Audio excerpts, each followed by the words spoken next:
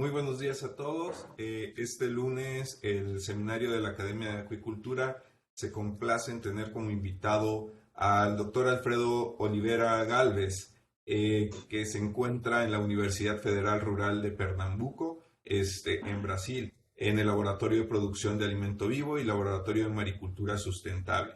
El doctor Alfredo obtuvo su doctorado en acuicultura por la Universidad Estadual Paulista y realizó algunos postdoctorados en tecnología de biofloc en Waden Mariculture Center en Carolina del Sur, en Estados Unidos, y biotecnología de microalgas en la Universidad de Almería, España.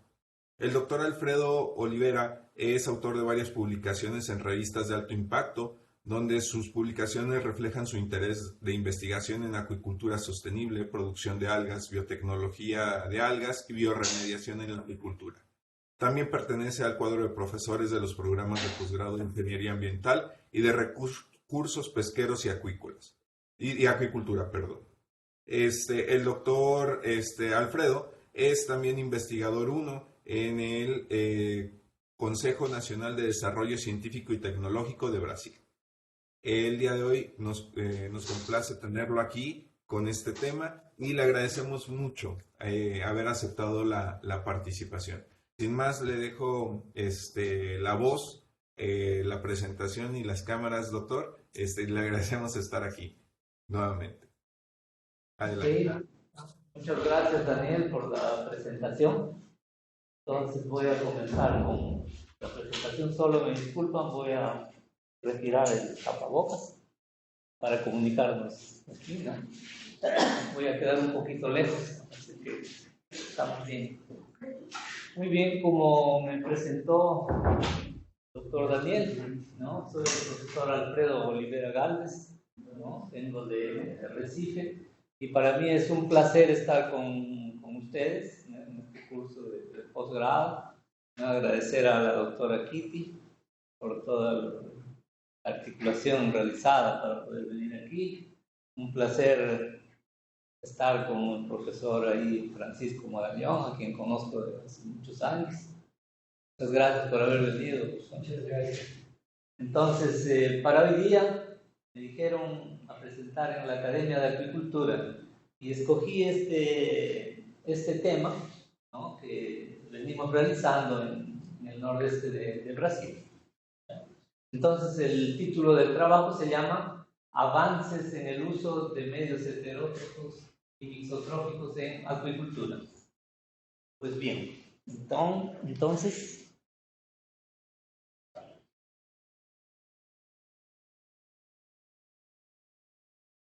voy a hacer una breve introducción de esto. Me voy presentándome. Trabajo en Pernambuco, la ciudad de Recife, queda en la región nordeste de Brasil. Toda esta es la región nordeste de Brasil.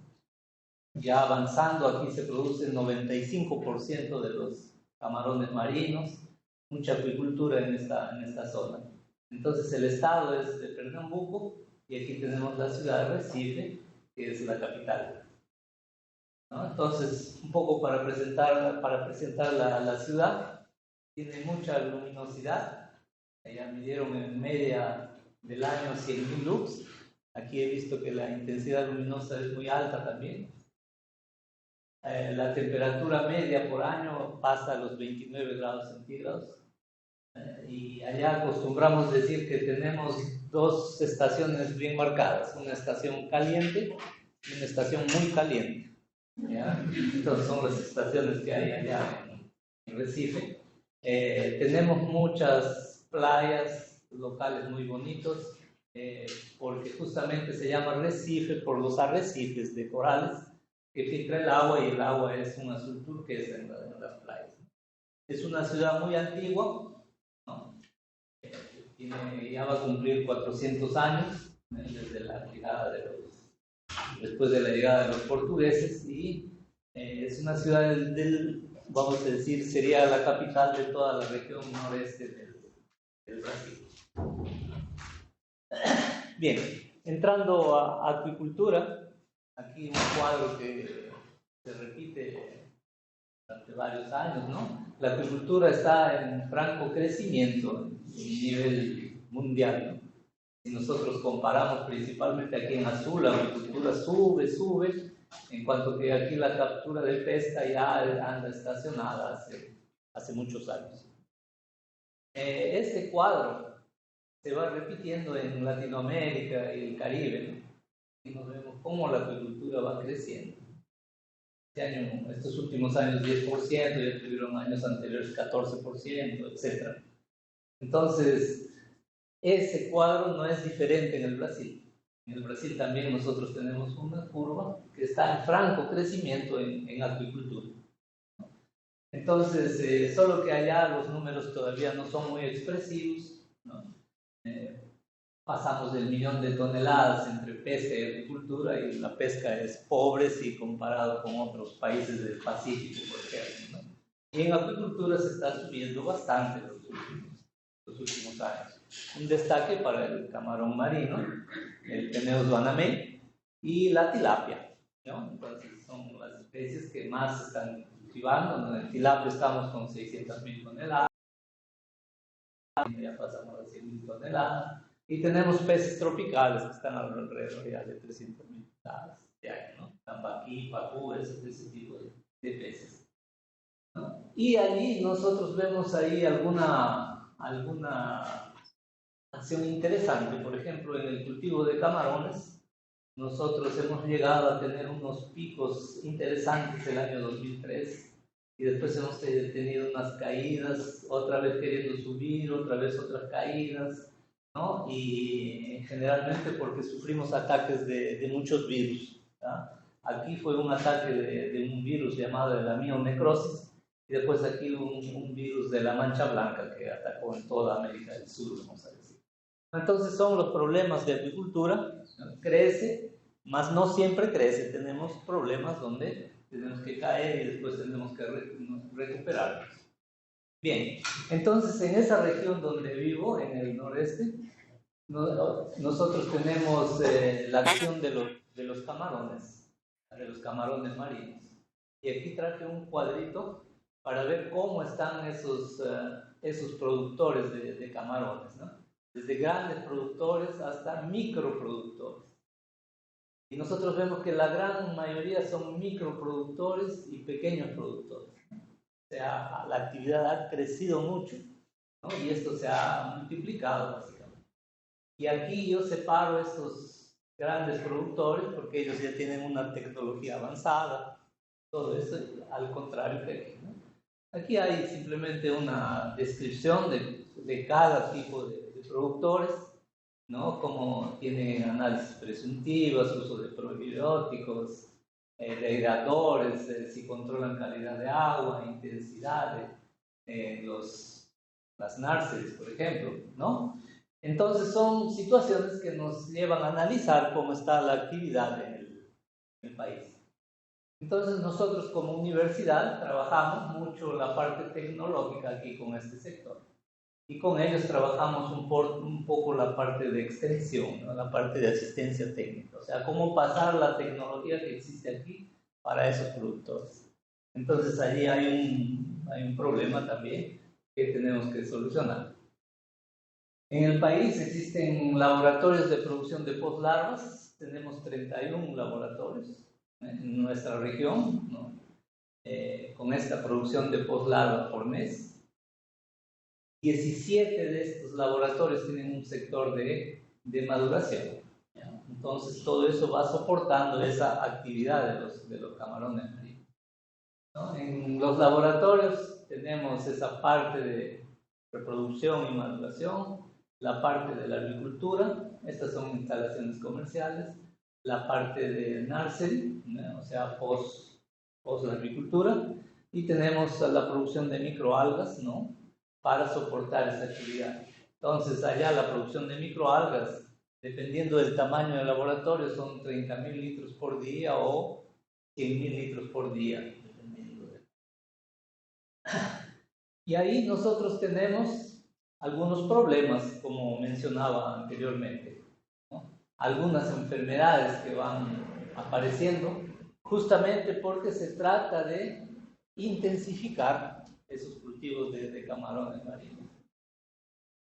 Hay problemas de eutroficación muy serios, porque esto va a afectar en la toma de agua para diferentes fincas, ¿no? Entonces salen aguas de unas fincas, entran a otras, y a veces no hay el control necesario.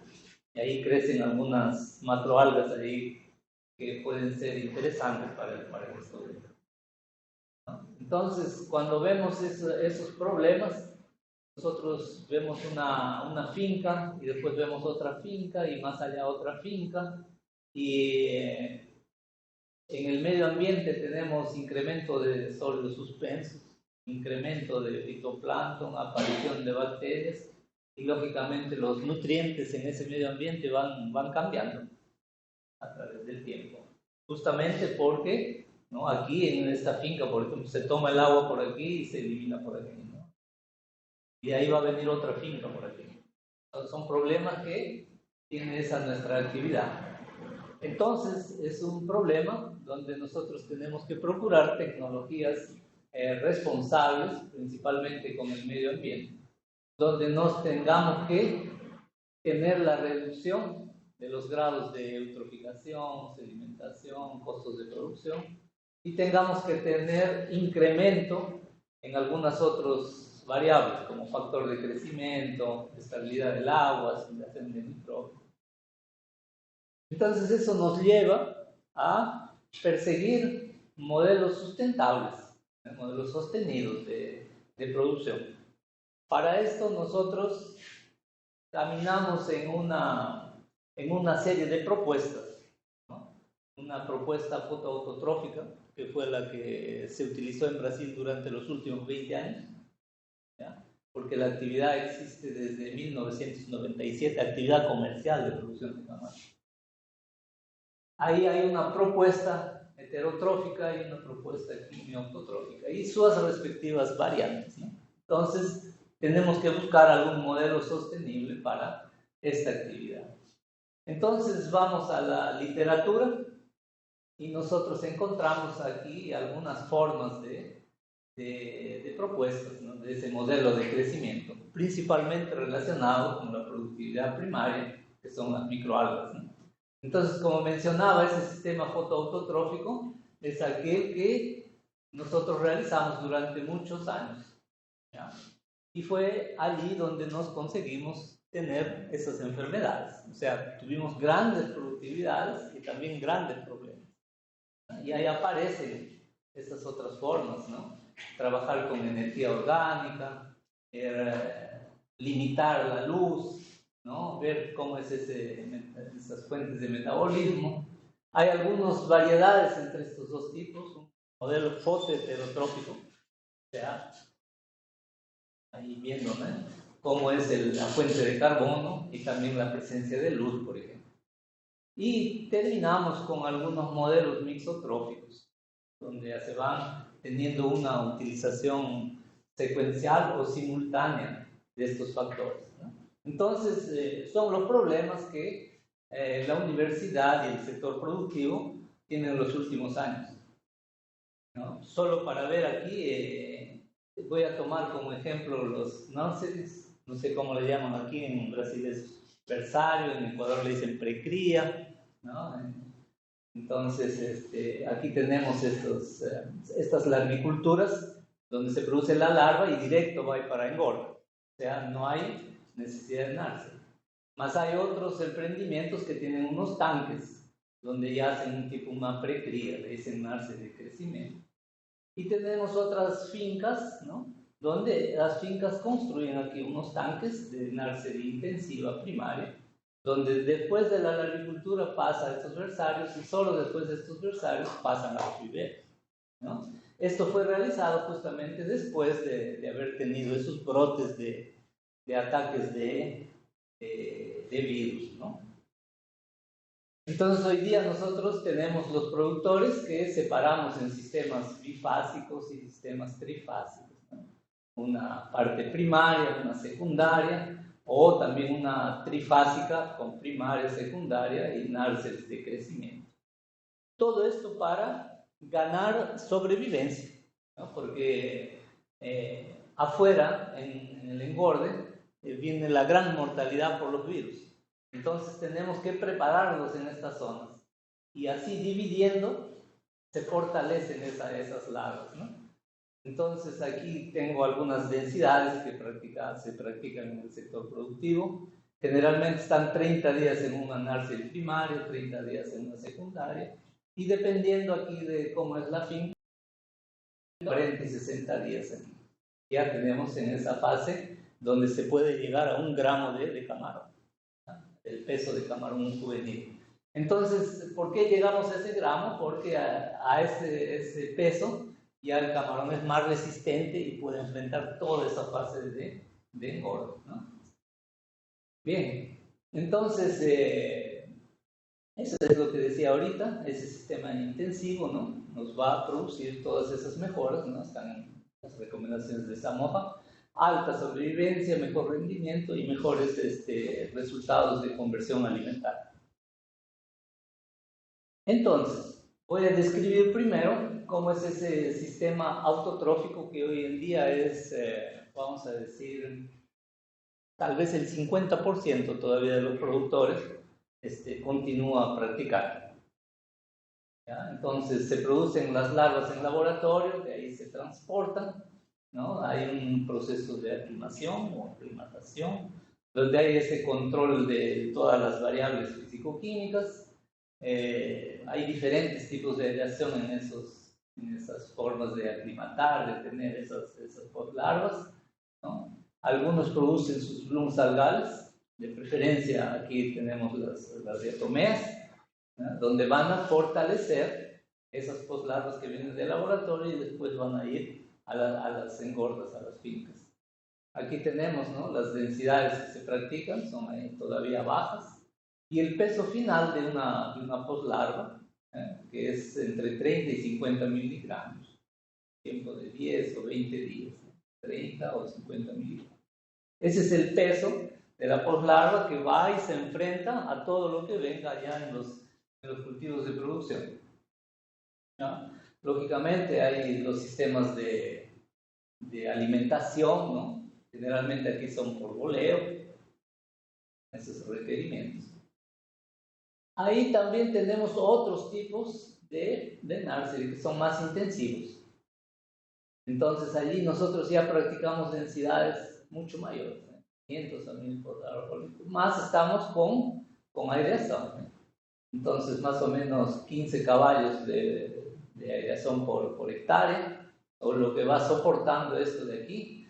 Y en sistemas comerciales, ¿no? La sobrevivencia pasa del 85% en nuestros lugares, ¿no? Todo esto con la presencia de los virus, ¿no? Alcanzando 1 a 2 gramos ya en este versario intensivo. Bien, entonces, como mencionaba, ese es un sistema que está principalmente con los pequeños productores y que se realizó durante los últimos 20 años. Ahora estamos pasando para un sistema fotoheterotrófico o heterotrófico, ¿ya? Donde estamos colocando la presencia de los bioflores, ¿ya? Desde las nurseries. Queríamos para engorde, hay experimentos, más la verdad en ambientes comerciales solo utilizamos en las nurseries, ¿no? Para explicar esto, solamente aquí colocar un gráfico de Vinatea, de Santa Catarina, ¿no? Donde tiene un libro de agricultura sostenible, y él hace esa mudanza de paradigmas que existen en la agricultura, ¿no? De que comenzó con sistemas extensivos, pasaron a semi-intensivos, intensivos, hoy estamos con superintensivos. Y en ese sistema superintensivos es que entramos con esos bioflocks. Y ahí esos bioflocks otra vez rescatan la presencia de los microorganismos, ¿no? Yo particularmente más trabajo con microorganismos, con microalgas, plancton, más siempre en toda esa actividad de agricultura. Entonces un poco que se rescata aquí todos los profesionales que trabajamos con eso, ¿no? Entonces, ¿qué cosa es el biofloc? Es aquel acúmulo de microorganismos que están formando exactamente ese flóculo que sería. Dentro de este flóculo tenemos bacterias, hongos, microalgas, zooplancton, protozoarios, todo junto. Y ese biofloc va a tener interesantes acciones ya para tener un cultivo intensivo. Entonces, ese biofloc va a recibir algunos inputs del alimento del camarón, el residuo del camarón, va a tener la incursión de estos microorganismos, va a tener el metabolismo de estas formas que pueden estar, y va a servir como una suplementación nutricional o va a equilibrar la calidad de agua, ¿no? Entonces aquí nosotros, por la presencia de microalgas, de esas diatomeas, nosotros rescatamos esa presencia de ácidos grasos. O sea, un biofloc con microalgas es diferente a un biofloc sin microalgas. Entonces nosotros siempre hacemos que ese biofloc tenga microalgas para tener esa fuente de ácidos grasos, ya que proteínas existen con esa transformación del amonio en la proteína. ¿Ah? Entonces ahí entramos en ese balance de carbono y nitrógeno, que nos dio mucho trabajo. Durante un tiempo trabajamos con 20:1, 12:1, ahora estamos trabajando con 6:1, la relación carbono-nitrógeno para ver cuál sería mejor actividad en esos versales. O sea, son tanques versales donde vamos a tener esa alta densidad de camarones produciendo proteína y también produciendo larvas que tengan de alguna forma esos ácidos grasos poliinsaturados. Entonces una NARCE secundaria, ¿no?, puede llegar a 1 o 4 gramos, puede tener una conversión interesante, menos de 1, arriba de 1, y aquí varían las sobrevivencias, ¿no? Aquí está la cuestión, ¿no? O sea, 55 no es igual que 95. Aquí la diferencia va a ser alguna acción que se realice en ese manejo de los versales. Entonces, aquí tenemos algunos resultados que vamos llegando en peso, ¿no?, siendo secuencial. En un NARCE primario llegamos a ese 0,3 gramos, que sería un versario también autotrófico. En un secundario llegamos a 1 gramo, donde es lo que queremos, la defensa del camarón. Y una NARCE de crecimiento ya es otra cosa, ¿no? Ya se va a tener camarones que ya no tienen más ataque de los virus, y de ahí para adelante ya pueden continuar solos. Entonces, nosotros trabajamos siempre allá con la Asociación Brasileira de Criadores de Camarón. Hacemos algunos trabajos y tenemos que recomendar al sector productivo qué peso final se tiene que trabajar, con qué sobrevivencia tenemos que trabajar y cuál es la cantidad de postlarva por gramo que debamos trabajar, ¿no? Entonces nosotros, teniendo una comparación entre control y biofloc, vemos que con el biofloc mejoramos en 18% todo lo referente a sobrevivencia, mejoramos 59% referente al peso final, ¿no? Y aquí en postlarva por grama nosotros reducimos la cantidad de postlarva por grama, lo que es bueno para nosotros, ¿no? Allí nosotros pasamos para interpretar cómo sería ese sistema mixotrófico, utilizando bioflocs y el alimento vivo, sean microalgas o algún tipo de zooplancton. Entonces volvemos a aquel tanque, solo que allí nosotros vamos a tener que justamente introducir algún alimento vivo. Y utilizamos por ejemplo, las diatomeas, ¿no?, y un zooplancton representando aquí por el rotífero, ¿no? ¿Por qué? Porque el rotífero efectivamente tiene la presencia de algunos ácidos grasos importantes en el crecimiento del camarón, además de tener buena proteína, ¿no? Esto dependiendo si el rotífero qué microalga ha comido, ¿no? Allí nosotros comenzamos a hacer algunos trabajos para comparar, ¿no?, biofloc con una alimentación normal, un control sin nada, ¿no?, como es un cultivo normal, biofloc más diatomeas y más aquella ración. O sea, primero queríamos ver solamente cómo es el desempeño con ese biofloc y diatomeas. Pequeños experimentos en un laboratorio, ¿no?, produciendo las unalielas, las concentraciones de lunaliela que se ofrecen con el alimento, ¿no? Y nosotros podemos ver aquí que la introducción de las diatomeas nos da una gran respuesta en esos bioflocos, una primera gran respuesta. ¿Qué cosa es la primera gran respuesta?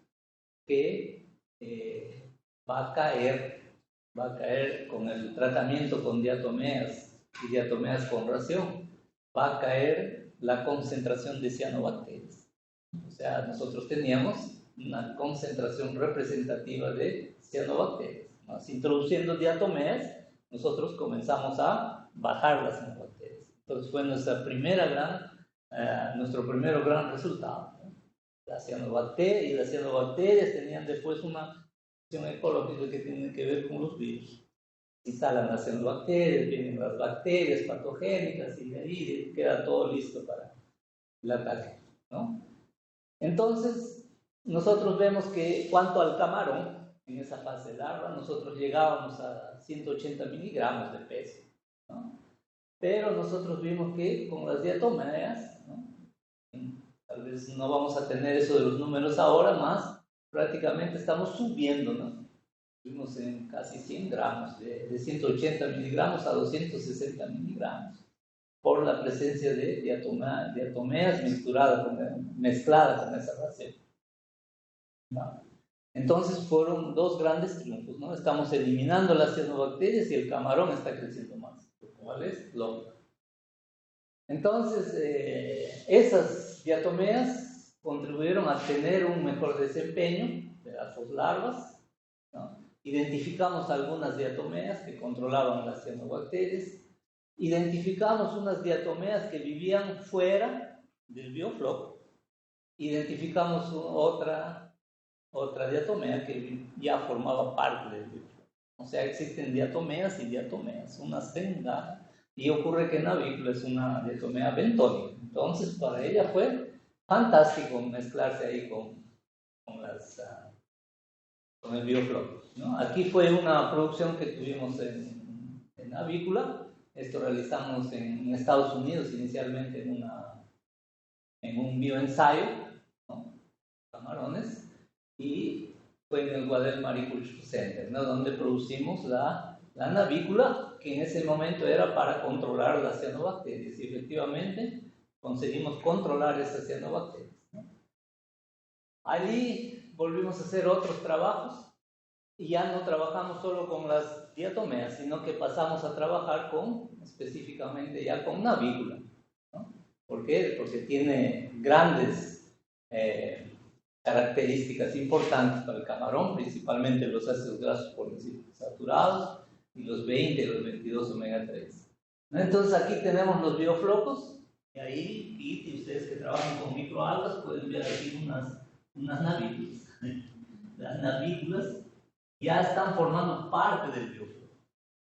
Están formando parte del biofloc. Entonces hicimos otros trabajos ya utilizando navícula, ¿no? Y efectivamente nosotros mejoramos ese porcentaje, por ejemplo, de conversión alimentaria. Bajamos de 1, ¿no? Utilizando esa navícula, ¿no? Y pasamos a un peso, ¿se acuerdan que era de 180 miligramos? Pasamos a uno de 348 miligramos, ¿no? O sea, el peso fue espectacular, ya trabajando solo con esa microalga lunaliera. Allí nosotros vimos la composición del plancton, ¿no? Porque además de fitoplancton, había un zooplancton, y ahí nosotros destacamos aquí esa presencia de braquiones, aquel rotífero, interesante en cada tratamiento. Y pasamos a hacer otra investigación mezclando navícula con, bueno, fue primero las diferentes concentraciones de navícula, ya me estaba pasando el trabajo con rotífero. Más antes nosotros identificamos las concentraciones de navícula presentes. Y nosotros destacamos este tratamiento, ¿no?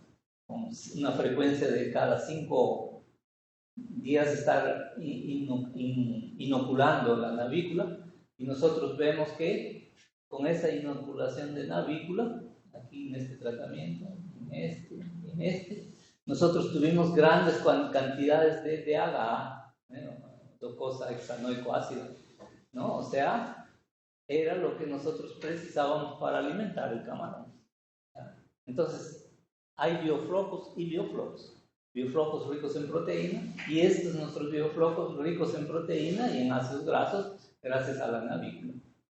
Y ahora sí, nosotros mezclamos esa navícula con braquionos, con el rotífero, pusimos en laboratorio los braquionos, hicimos los bioensayos, siempre con esa relación 12:1, carbono-nitrógeno, medio heterotrófico.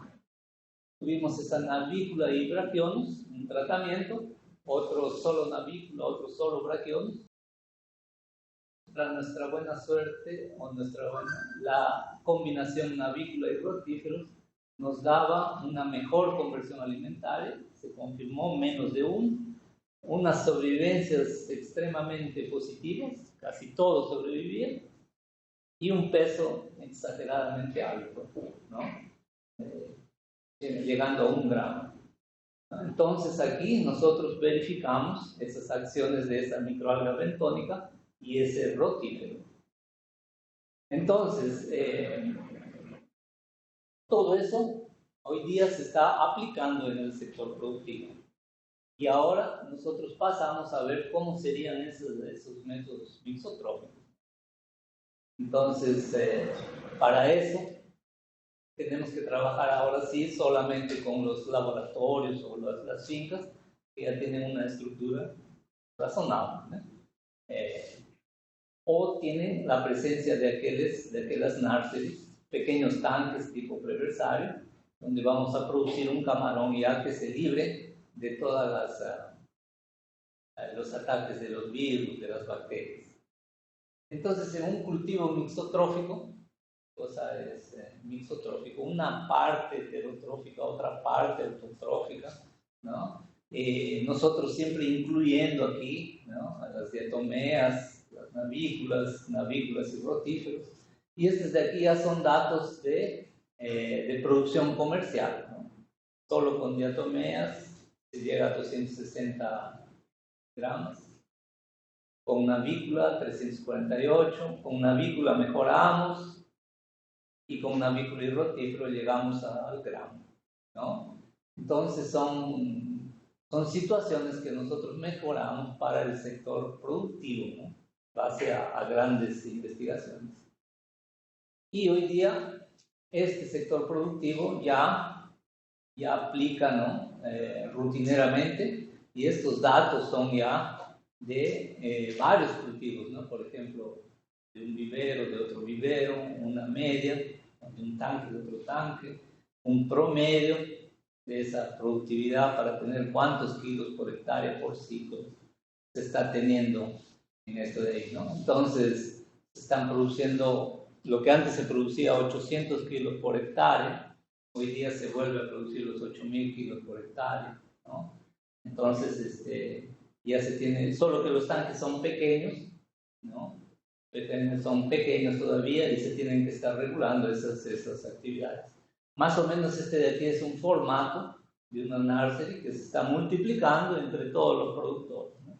Entonces, ¿se acuerdan? Antes eran unos tanques tipo unas piscinas autotróficas, hoy día se convirtieron todos medio heterotrófico, medio mixotrófico. Este es también resultados, ¿no?, de otros tipos de versario circulares, donde estamos teniendo también esa precaución y esos resultados de tener una frecuencia de 1, por ejemplo, la densidad final de 8.000. Quería decir aquí que estamos cerca a la producción de 7 gramos por metro cúbico por año. Eso ya es al final de la producción, ¿no? Entonces, son producciones para el camarón marino excesivamente altas cuanto al sector productivo, ¿no? En laboratorio nosotros hemos llegado, en experimento, hemos llegado a 13 kilos por metro cúbico, más en el sector productivo no llegamos, uno que otro llega a 7, esa es la media que estamos, ¿no?, 6 kilos por metro cúbico por año, ¿no?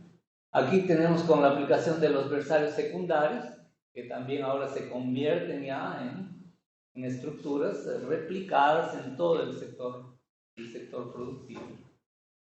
Entonces, ya tenemos una producción de tantos kilogramos por metro cúbico por año, ¿no? Las tasas de crecimiento, las conversiones más o menos que quedan, ¿no? Entonces, todo lo que se ha hecho en laboratorio se va teniendo en el sector productivo. Tenemos diferentes fincas. Esta, por ejemplo, tiene 300 hectáreas de área de productividad. Esta es una media de producción, 400 kilos por hectárea, ¿no? de productividad por años. Entonces, ya aplicando estos tipos de sistemas. Tenemos otros pequeños productores, ¿no? Donde también van teniendo sus nurseries y van teniendo mejoras en la productividad.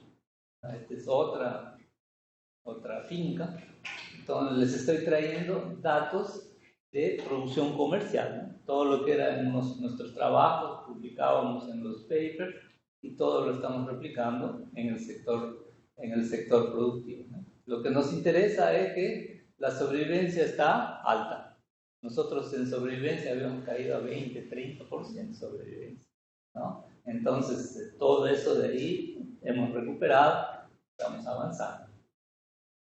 Esta es otra hacienda, ¿no? que llega a 40 miligramos, más ese ya es una mezcla de nursery y engorda. Ya ahora cada productor va sabiendo hasta dónde produce y cuándo vende, ¿no? Entonces, ellos ya van escogiendo todo ese tipo de producción. Entonces, los sistemas de producción, ¿no? Aquí con microalgas, aquí ya un mixotrófico, se van teniendo. Y hay haciendas o fincas que ya van llegando a una producción de 12 gramos en 60 días. Entonces ya a veces hacen esa producción y ya la venden allí su producción. Ya se ha incrementado la venta de camarones con 12 gramos, 13 gramos, que normalmente es más de 20, solo que para no perder en el futuro ya venden buen precio. Entonces hemos perdido todo ese tipo de acciones, ¿no? Y últimamente, esto sí ya es más en forma experimental, todavía no estamos en el sector productivo, estamos incursionando en los modelos multitróficos, ¿no? ¿Por qué? Porque todo ese es nuestro problema de efluentes que está saliendo y va contaminando y va yendo a otro sitio. Pocas fincas tienen las lagunas de oxidación, ¿no? Donde hacen tratamiento de agua. Entonces, siempre nuestro objetivo fue atacar la presencia de virus, ¿ya? Entonces, tenemos un cultivo integrado, aquí camarones marinos con moluscos, que tenemos algunos trabajos con ostras y otros con macroalgas. En este caso, nosotros utilizamos una macroalga de allá de nuestra región, que es una rodophyta, la gracilaria, ¿no? Entonces, con esa gracilaria, en determinadas concentraciones de gracilaria, hemos mejorado, por ejemplo, el peso final si comparado con el control. Hemos mejorado el peso final si comparado con el control.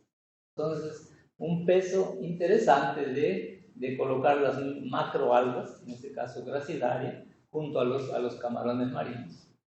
¿Por qué las macroalgas? Porque hay toda esa historia de los polisacáridos sulfatados que ya van teniendo alguna acción contra el virus, ¿no? Entonces es una cosa que estamos mejorando. Y ahí nosotros hacemos una evaluación de la comunidad de fitoplancton dentro de esos sistemas multitróficos, ¿no? Y vemos de que tenemos aquellos problemas, ¿no? Siempre la presencia de cianobacterias, ¿eh? Y presencia de algunos dinoflagellados.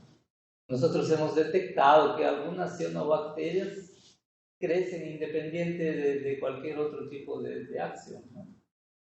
Entonces aquí nosotros tenemos que esas cianobacterias en un cultivo multitrófico continúan siendo el problema.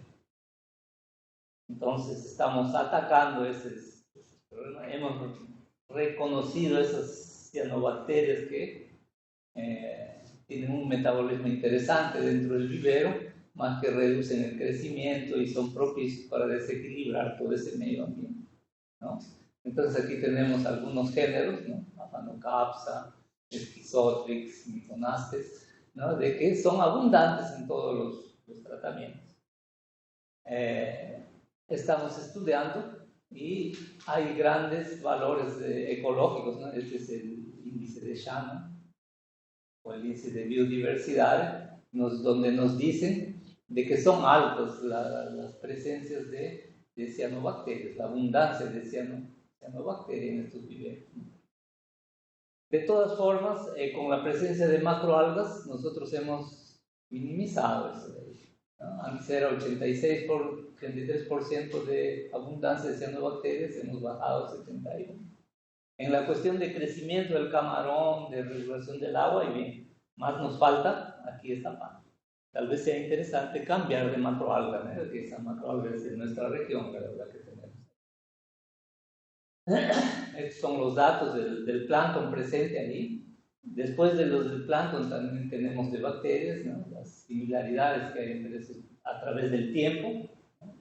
Como a través del tiempo primero son fuertes los ataques, baja y después de nuevo son fuertes la presencia de cianobacterias. Entonces pensamos que la macroalga trabaja hasta aquí y después no trabaja. Entonces son cosas que estamos ahí investigando para ver cómo se ve eso de aquí, ¿no?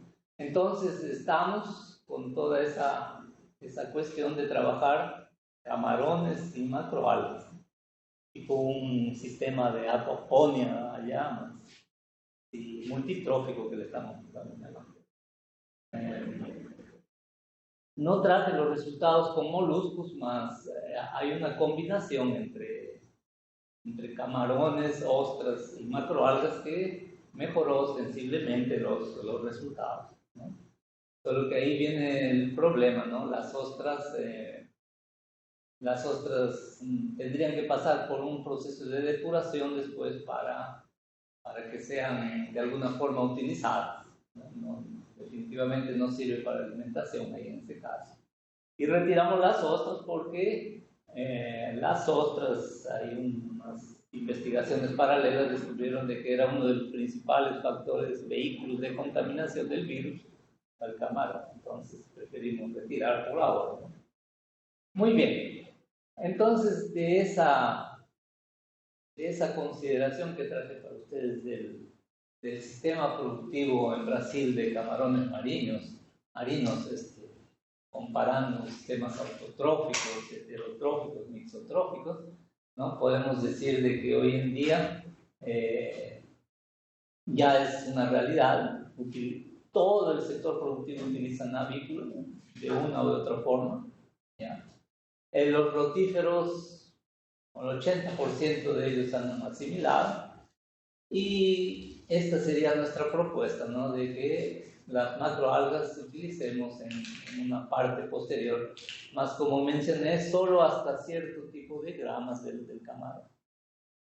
Después la gracilaria no tiene un gran efecto en ese sentido. Entonces, ¿cuáles son las metas del sector productivo? De que en todas las NARCES exista la inoculación de navícula, lo cual ya es una realidad. No solo que faltan los pequeños y microproductores, que ahí no se llega a esa parte, ¿no? Y las sobrevivencias son menores.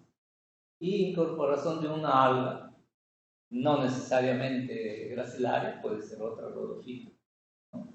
Y ahora conversando, tal vez no solo rodofita, puede ser otra macroalga también. Estamos en la búsqueda de ese asunto, ¿no? Entonces eso es lo que les quería presentar hoy día. Y muchas gracias, y los dejo para algunas preguntas aquí que podamos conversar. Gracias. Muchas gracias, doctor Alfredo. Tenemos tiempo para preguntas. Si en el auditorio gustan hacer preguntas o en el formato virtual, por favor levantar la mano para darles la palabra. Entiendo que diatomeas se da, bueno, a través del enriquecimiento de los rotíferos, pero en un estadio más avanzado de las larvas, no es propiamente larvas iniciales. Este paso no incrementa los costos en comparación si se alimentara con una microalga, no sé, más pequeña o más asimilable para las larvas en los estadios más tempranos. Sí, todo eso es con el sistema de Bioflox. Entonces, con otras algas sería interesante para un cultivo abierto, más ocurre que la navícula es la que entra dentro del Biofloc y las otras algas no. Entonces es por eso que se escogió esa microalga, ¿no? Así es lo que usted dice, está cierto, solo que en nuestro sistema no funcionaría de esa forma, ¿no? Y los rotíferos de la misma forma. Yo sé que los rotíferos se pueden producir de mejores formas, mejores asimilaciones, todo más. En este sistema de biofloco ya viene tipo con ese paquete de información.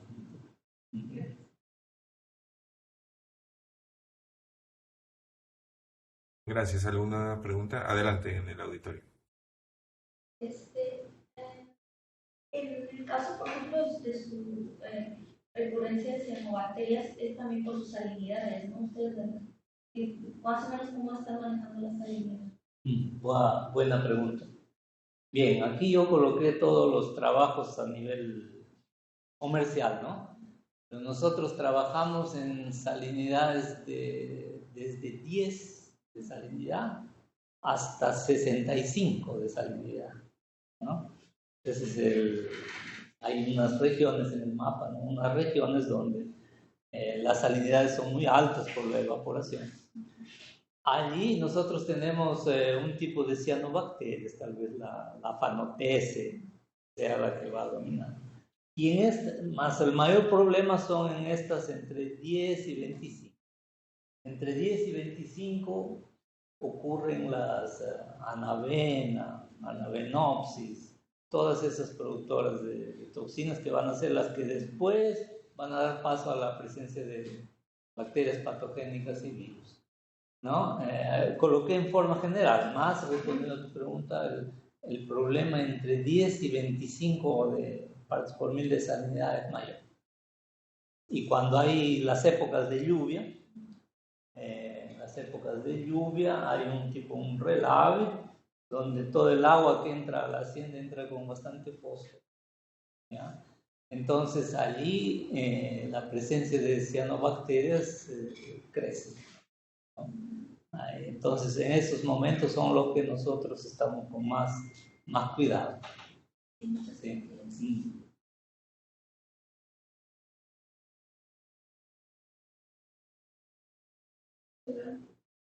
Sí. Cecilia. Muchas gracias por su plática, es muy interesante. En los cultivos mesotróficos, ¿qué fuente de carbono orgánico utilizan? La melaza. La melaza. De la caña de azúcar. Se puede usar otros también, dextrina, todo, pero nosotros, en nuestra región es productora de caña de azúcar, entonces la melaza sobra, ¿ya? Entonces ahí utilizamos la melaza. Gracias. Don Francisco. Sí, muchas gracias por la invitación, sobre todo por los descubrimientos que han realizado y la aplicación a la industria. Nosotros traemos un problema muy fuerte de cianobacterias. Se exacerbó 3 años, 9, 20, 21, 21, 22 y 22, 21. Y lo que nosotros sospechamos es que el desarrollo de las cianobacterias está implicado en las concentraciones de nitrógeno orgánico. La otra, que las cianobacterias están implicadas con la proliferación de los virus. De hecho, hay una relación que está en la literatura fuerte de las cianobacterias. y vibrios. Y de los vibrios traemos problemas con el HPLC. Y con cepas que aparecieron en 2022 a 2023, resistentes a antibióticos, cepas de virus. Y esto generó un caos en el sistema de preversarios, que nosotros llamamos maternidades. De tal suerte que prácticamente en 2023 no operaron las maternidades y suspendió el uso. Entonces, estos hallazgos de papel que está jugando diatomeas como una víncula, para nosotros es muy importante. Eso que será bueno, a lo mejor, ¿estás de acuerdo? A lo mejor organizar una plática en un tiempo futuro, ¿no? Esto con algunos productores de los larvas. Y el otro punto es que, sabiendo que el nitrógeno orgánico es el motor de las cianobacterias, quisiera preguntarte tu opinión sobre el uso de otras cianobacterias para competir con las cianobacterias. Entonces, por ejemplo, el caso de las espirulinas, tengo entendido que son cianobacterias. Estoy equivocado, no soy experto en eso. Pero, ¿qué tanto potencial hay como para que jueguen en la competencia por el nitrógeno orgánico? Porque sabemos que el cultivo de camarones es generador de nitrógeno orgánico. Nosotros esta última temporada estuvimos detectando que hasta 70% del nitrógeno total en los laboratorios es orgánico. O sea, nosotros normalmente medimos amonio, nitritos, nitratos. No salimos de ahí. De hecho, ni siquiera los laboratorios tienen técnicas para medir o nitrógeno total o nitrógeno orgánico. Pero ahora que lo medimos nos sorprendimos. No estaba en nuestro mapa el principal grupo de nitrógeno. Te agradezco mucho. Bien. Bueno, toda esa historia que contó, nosotros también la hemos pasado. ¿Ya? Yo me acuerdo, el año 2001, 2002, hicimos un levantamiento un estudio de fitoplancton en todo el litoral donde se producía camarón marino. Y esto se venía haciendo cada 2 años, me parece. Y antes todo era así, clorofisias diatomeas. Solo que el año 2002 nosotros vimos que 65% era cianobacterias y la actividad del camarón crecía, ¿no? Y nosotros dijimos al sector productivo, paren un poquito la producción de camarón marino, que las cianobacterias indican de que esto no está bien. Pero nadie hizo caso porque se gana dinero, ¿no? Entonces productor pasaba de 2.000 kilos por hectárea a 4.000, a 5.000, a 6.000 kilos por hectárea. Hacía 2 producciones al año, otros comenzaron a hacer 3 producciones al año. Dinero, ¿no? Y el año 2004 vino el virus del NIM, de la mionecrosis. O sea, 2 años después de lo que nosotros dijimos. Mira, que hay muchas cianobacterias. Ocurre que después otro grupo dijo, aquí hay mucho vibrio paremolítico, sarvello. Paren. Y ninguém paraba, nadie paraba, ¿no? Hasta que vino el virus y bajamos de 120.000 toneladas por año, bajamos a 30.000 toneladas por año. Vamos a estudiar qué pasa. O sea, solo así tuvimos que parar la actividad para ver qué pasa. Y efectivamente, ¿no? Comenzamos a hacer otros estudios de la calidad de agua en el litoral. Interesante la presencia de amonia, que variaba alto, y otros productores de producción de urea. Y la urea no estaba en ningún mapa anterior. Nadie medía la urea. La urea decían, no, la urea es orgánica. comenzamos a ver los efluentes domésticos, los tratamientos de efluentes, y son amonio, son urea. O sea, ahí nuestra hipótesis fue de que la actividad, la industria del camarón, ya estaba más parecida con la de los efluentes domésticos que con una actividad de acuicultura. Y ahí comenzamos a hacer todos los estudios de cianobacterias, ¿no? Entonces, ahí nuestro resultado fue que un sistema autotrófico tiene un límite, o sea, no va más. Aquí en nuestro caso es 4.000 kilos por hectárea, no da más un sistema autotrófico. Le pones aire, aireación, caballos, todo, llega a 6.000, ahí no pasa. Entonces tienes que pasar para el heterotrófico si quieres producir más. Por otro lado, en la actividad prohibido cortar manguezal, prohibido extender áreas, ¿no? O sea, la actividad está con 14.000 hectáreas en todo el nordeste de Camarón. Hoy está con 20.000, o sea, en 25 años subió 6.000 hectáreas, no es mucho en actividad. Entonces no puede extenderse en área, como lo hacen en Ecuador, en otros lugares. Entonces tiene que ser en incremento de producción. Ahí entraron los sistemas heterotróficos. Y en ese sistema heterotrófico, ustedes habrán visto que inicialmente fue combatir a las cianobacterias. Ahí tuvimos ese convenio con personal de Water Mariculture Center, Craig Braudy y William Pennell, que trabajan con esos sistemas intensivos. Y ahí fue que por allí nosotros descubrimos esto de cómo combatir con las cianobacterias. Entonces la cianobacteria, interesante, que en un medio autotrófico ella perjudica, y en un medio heterotrófico ella también. Entonces las cianobacterias, como hacen fotosíntesis y hacen quimiosíntesis, entonces ellas se dan bien arriba y se dan bien abajo también. Entonces van dominando todos los otros. ¿Cómo eliminar esas cianobacterias? Entonces una era por competición, ¿no? Nosotros detectamos otras cianobacterias que no producen toxinas ni son perjudiciales. Por ejemplo, tengo una alga que se llama Merismopedia. Entonces se hacían blooms para que todo el fondo de los viveros esté con Merismopedia, ¿no? Entonces ahí un poco la competición.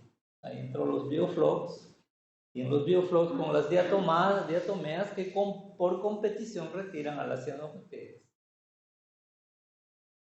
Más allí seguimos con ese problema, pero ya es mucho menos. Entonces se dice, ¿no? Tenemos que eliminarlas o mantenerlas ahí en un 10% del estatus poblacional, ¿no? Un 5%, 10% lo máximo. Y ahora estamos con un problema que nosotros ya hemos detectado últimamente, en los últimos años, y que creo que es peor todavía, ¿no? Que nos está abriendo otras fuentes, que en todo ese monitoramiento han aparecido los dinoflagelados. O sea, los dinoflagelados antes estaban menos del 5%. Hay zonas donde nosotros tenemos 10, 15% de dinoflagelados. O sea, toda la actividad del camarón negro. Cuando vemos el mapa mundi de dinoflagelados, esos son monitoramientos de un grupo de Estados Unidos, Dr. Keeley de Delaware, donde hay unos puntos aislados de dinoflagelados, y con el crecimiento de la agricultura no acuicultura, esos puntos de dinoflagelados hoy día se multiplicaron en todo el litoral, y con el crecimiento de la acuicultura, esos puntos de dinoflagelados crecieron en unos puntos de acuicultura. ¿Y qué es lo que está pasando con nosotros? Entonces, y cuando usted ve cuál es el nitrógeno que viene ahí, es el nitrógeno orgánico de la agricultura y el nitrógeno orgánico de la acuicultura, que favorece a la cianobacteria y ahora está favoreciendo a los dinoflagelados. Entonces nosotros estamos con esa tarea de ser sistemas más eficaces, ¿no? Más controlados, ¿no? En acuicultura. Dicen, sean más extensivos, produzcan poco, no es por ahí. Porque la presencia del carbono orgánico y las bacterias, en esos aparecen bastante. Y estamos entrando a esa parte, ¿no? Por eso que eso de las cianobacterias y de los dinoflagelados son nuestra preocupación para un futuro muy próximo. Y ahí entramos a los multitróficos. Creo que con las macroalgas vamos a conseguir alguna cosa interesante. Solo que no estamos encontrando algunas macroalgas ahí, polisacáridos interesantes para combatir esto de aquí, ¿no? La espirulina, bueno, bienvenida a la espirulina, ¿no? Si podemos, ahora va a depender de los costos y todo eso de ahí, ¿no? Ya hemos trabajado con espirulinas con efluentes de camarón. Se dan súper bien. La espirulina platensis es la que trabajamos. Y constituyendo, no, colocando 75% de efluente y 25% de medio saruki, a la cianobacteria, la espirulina crece una barbaridad. O sea, crece bien. Es una forma de combatir, más ese es solo en laboratorio, ¿no? Entonces estamos en eso, estamos monitorando, estamos viendo los problemas, parece que se solucionaron, más la verdad están viniendo otros problemas. Y ahí nosotros desde esta concepción de los modelos sostenibles, ¿no? Estamos queriendo mejorar, como universidad, ¿no? Porque el sector productivo solo produce, ¿no? No sé si responde un poco a todas las... Sí, muchas gracias, porque además un problema adicional es que tenemos problemas de toxicidad, pero sí. Adicionalmente. Agradecemos... Perdón, creí que había terminado, doctor Magallón. Es que estamos sobre tiempo. Pero agradecemos mucho su pregunta y la respuesta del doctor Alfredo. Estamos cerrando el tiempo, ya que hay otra clase para los jóvenes de posgrado, pero agradecemos a los dos por la pregunta y esta respuesta y esta información tan valiosa. Sugiero que si podemos continuar con esta plática, vamos a tener que desconectar nada más la plataforma de Blue Jeans, pero podemos continuar con la plática por ahí, a lo mejor en el auditorio o en otro espacio por ahí. Pero de todas formas, agradecemos mucho, doctor Alfredo, haber estado con nosotros, este seminario que nos ha impartido con toda esta información, y voy a tener en este momento la grabación. Gracias, Daniel. Yo que agradezco.